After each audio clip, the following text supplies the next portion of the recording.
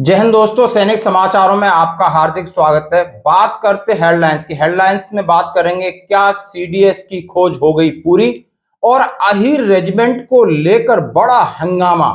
और बात करते आर्मी डे। अब आर्मी डे परेड नहीं होगी दिल्ली में। खबरें करते विस्तार से। सबसे पहले बात करता हूं सीडीएस यानी चीफ डिफेंस स्टाफ, जो कि 8 दिसंबर 2021 को दिवंगत जनरल रावत साहब का निधन हो गया था। उसके बाद सेना में आखिर क्या प्रॉब्लम है कि अभी तक 1 साल होने वाला है और नए सीडीएस की घोषणा नहीं हुई है और बहुत सारे नियमों में बदलाव हुआ है।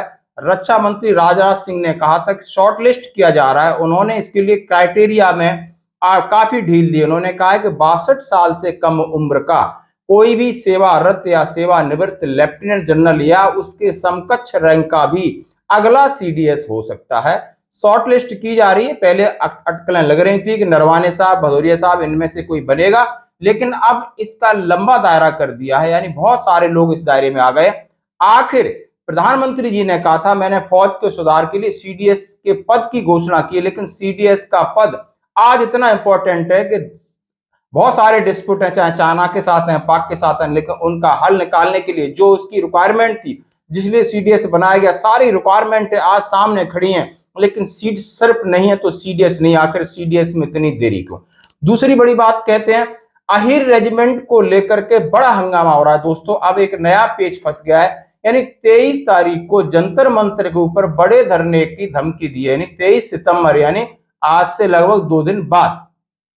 और उसकी अध्यक्षता कर रहे हैं कैप्टन योगेंद्र यादव, परमवीर चक्र विजेता। जैसे आप हम सभी उनके बारे में जानते हैं, उनकी वीर गाथा हमने सुनी है, कारगिल युद्ध के हीरो रहे हैं।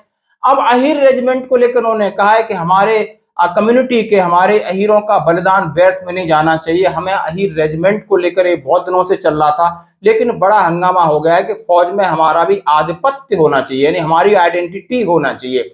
हमने जो सेक्रीफाइस किया है उसको एक अहीर रेजिमेंट के नाम पर, चाहे वो इन्फेंट्री में हो चाहे वैसे रेजिमेंट ऑफ पार्टी में, बहुत सारी अहीर रेजिमेंट है। पता नहीं अब ये कौन सी रेजिमेंट की मांग हो रही है। और दूसरी बात बड़ी कहते हैं कि अब आर्मी डे परेड, यानी अभी तक आर्मी डे यानी 15 जनवरी से आर्मी डे स्टार्ट हुआ है और आप समझ सकते हो उस दिन हमारी सेना स्वतंत्र हुई थी और करियप्पा मार्ग के ऊपर ये होता था, लेकिन अब इसमें बदलाव जरूरी हो गया है। एक और बदलाव, यानी फौज के साथ एक बदलाव पे बदलाव होना जरूरी है। आर्मी डे परेड का अब ऐसा बोला गया हर जगह हुआ करेगी, यानी 2023 15 जनवरी 2023 के लिए दक्षिणी कमान में आर्मी डे का होना तय है।